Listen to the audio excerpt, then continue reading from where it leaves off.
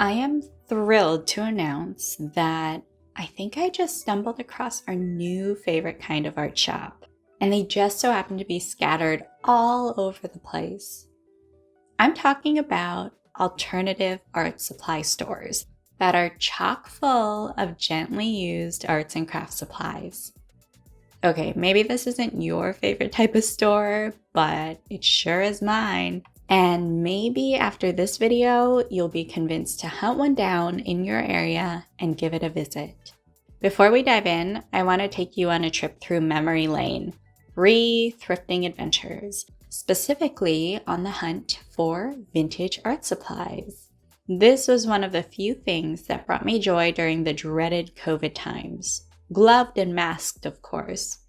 I was fascinated by these dated supplies and their history, both in terms of the process they went through during their creation and the story behind their previous owners. I'm not much of a collector, but when it came to these art supplies, I decided to catch them all, or at least as many as possible. Vintage supplies bring me so much joy. There's a thrill in the hunt for them, and there's also not a lot of guilt over taking them home and into my art space, because buying secondhand art supplies has such a minuscule impact on the environment, especially when compared to buying something brand new. It was a system that worked for me until it didn't. My vintage art supply collecting came to a point where I was grabbing any random old supply and adding it to my pile. And I started to feel like I did during those days of hoarding art supplies. Back then, of course, it was to make up for a lack of art skill. Yeah, that was a tough one to come to terms with. This time it is a little bit different, but I ended up making a promise to myself regardless, to only buy the vintage supplies that I would actually use. No more collecting for the sake of collecting. I wanted my art supplies to be backed by intentionality, whether purchased at a thrift shop or at a big box art store. Finding an aged watercolor set or set of colored pencils from the 1970s under piles of secondhand items is incredibly exciting. But for me at least, thrifting needs to be accompanied by a specific mood. A mood that's defined by a boatload of patience and being a-okay with spending a good chunk of time on the search while coming out empty-handed. Sometimes this just isn't the vibe. So shopping around a place that has done the hard work for us in collecting gently used art supplies and selling them at decent prices can very well be a beautiful thing. These art supplies are not being sold as vintage supplies, so there's not that sort of markup there. They're simply being sold as used art supplies. For those of you in the greater Vancouver area, this art and craft shop is called Urban Source, and it's what's defined as a, quote, alternative art shop, unquote. There's one in Victoria as well called Thrift/Craft Alternative Art Supply, and a few others sprinkled around busy central hubs. I have no idea that these types of shops even existed until I went on a trip to Victoria and ran a search on Google Maps for local art stores. After visiting, I ran another search within Vancouver, and I really was surprised to see that we have an alternative art shop close to home. Truthfully, I have no idea how common these kinds of shops are, but if you're interested, run a search in your area. You'll never know what you might come across. I was born and raised here, and I had no idea that art shop existed. Let me know if you've been to an alternative art supply store yourself. How did you find it? Did you end up walking out with anything? There are also some thrift stores that have a really big art section, so maybe those are the ones that you want to visit more often. And if you don't have one in your area, look through local thrift stores. I have a good idea in my head of which thrift stores have a large art section, so when I go in, I'm more likely to walk out with something.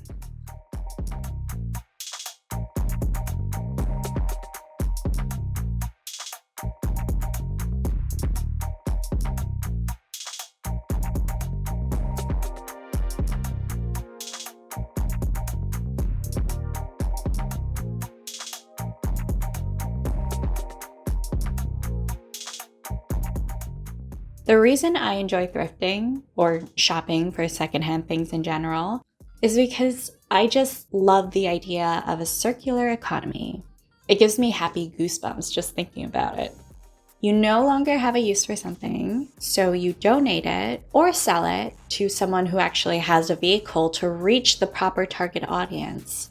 In the case of urban stores, it's artists who care about the environment or those who simply can't afford new supplies, but still want to work with artist-grade materials. The shop acts as a central hub for these people, a one-stop shop, if you will, to pick up all of the glorious secondhand supplies that they need. They walk out with something they can use and appreciate. The person who donated the item is able to give away a high-quality supply knowing that it'll be for another artist's benefit. The shop takes their cut, and even if margins aren't high, if they're able to cover their overhead, they're providing jobs to the workers at that shop. In the case of charity shops, you'll have all of the above, and the proceeds go to a great cause.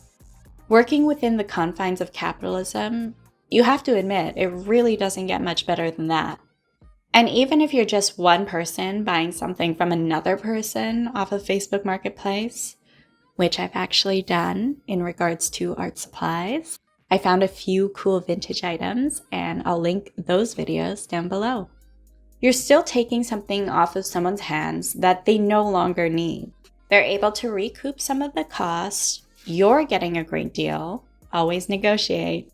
You receive an item that's hopefully fully functioning, and the chances of that item ending up in a landfill is severely reduced. And you know what? If you wake up one day and decide that you no longer need the item, you can also resell it. How awesome is that? Thus, the cycle continues. There were a lot of really cool items at the shop, and it's just a fun place to browse around. Granted, it's not this massive store, it's actually quite small, so if you're traveling from a long ways away, just know that it's not going to take up hours of your time.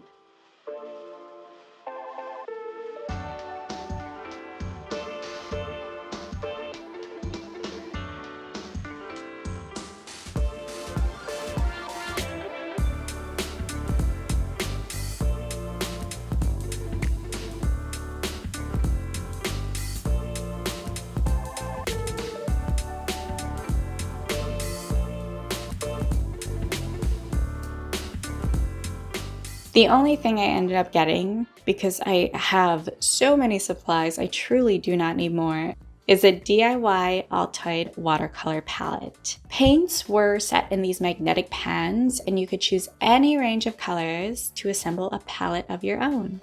I really like this DIY approach. It was a fun little experience, especially because making your own palettes out of altoid tins was kind of a trend years ago, and might still be. Who knows? The tin and the paints were $2 each. It took a while for me to achieve a color combination that I was happy with, and these are the paints I ended up choosing. The lady behind the counter told me that they're high-quality student-grade paints. She mentioned the actual brands of the paints too, but I completely forgot what they are. I decided to paint a couple of cute girl sketches that I drew a while back. As usual, I used an old sketchbook page to do my swatching. Swatching that was anything but uniform. I just played with them, tested how they mixed and interacted. The thing that was interesting to witness was the pigment particles actually separated slightly from one another while on the palette, but still blended well on paper. In all honesty, it felt like I was using my handmade watercolors. The pigment particles would separate dramatically while on the palette, and the paints were also a bit opaque in sort of a similar way. They didn't entirely absorb onto the paper, and the colors lifted more than I was used to when I layered colors on top of one another. It truly was reminiscent of the painting with handmade watercolors experience. And again, I have a few videos on that. I'll link them down below. Because I didn't have any super dark colors, differences in values was a bit difficult to achieve.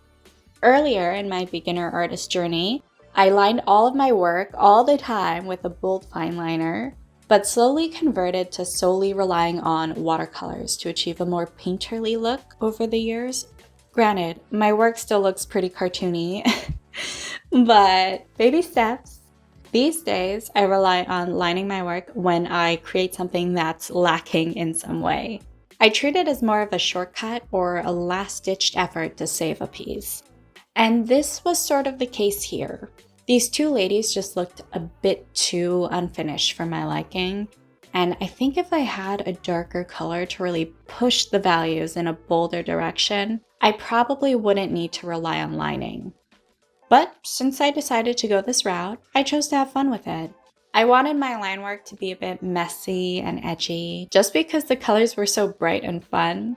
So I whipped out my good old-fashioned Pentel Energel 0.5 ballpoint pen in black to achieve a looser line art. Tangent alert, the reason why I dwelled on that pen is because I love it. I use this pen every day. I have refills for it. I can't go back to using any old random pen just kicking around. I think it's become almost a sensory thing. I bring them to work with me. I have them labeled with my name. Yes, it's excessive. I bring them home with me at the end of the day because nobody's stealing my pens. I always have one of these pens in my purse just in case. For the most part, I link all supplies I use in my videos down in the description. They're listed. I don't harp on this fact, but I'm telling you right now, if, and only if, you're actually on the prowl for a good pen, if you've been searching, I'll have it linked down below. The ink is not waterproof, and it feels a little bit like a gel pen over a regular ballpoint, if that's a deal breaker to you. Okay, I'll stop. I'm sorry, and please don't buy it if you don't actually need it. Overall, I so truly enjoyed the experience of going to this art shop. I enjoyed picking out my own paints. I had fun using a limited palette because that's something that I rarely do, but I feel I should definitely incorporate this into my art more because I really like how cohesive this looks. Even with the random swatches littered all over the sketchbook page, it just somehow works visually.